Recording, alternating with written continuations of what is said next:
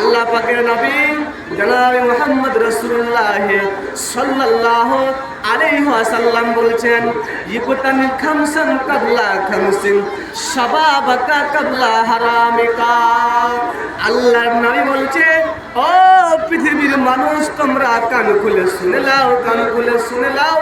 আল্লাহর নবী বলছে, পৃথিবীর বুকে প্রত্যেকটি মানুষকে এই 5টি জিনিস দেওয়া হয়, আর এই 5টি জিনিসকে তোমরা নিয়ামত মনে করো। এই 5টি জিনিসকে তোমরা আল্লাহর নিয়ামত মনে করো, হীরা টুকরা সোনা চাঁদি মনে করো।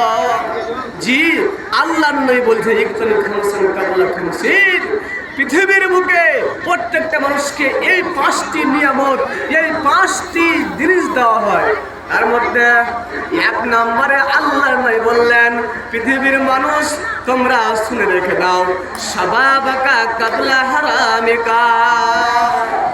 বৃদ্ধ হওয়ার আগে আগে তুমি তোমার এই যৌবন কালটাকে কাজে লাগা।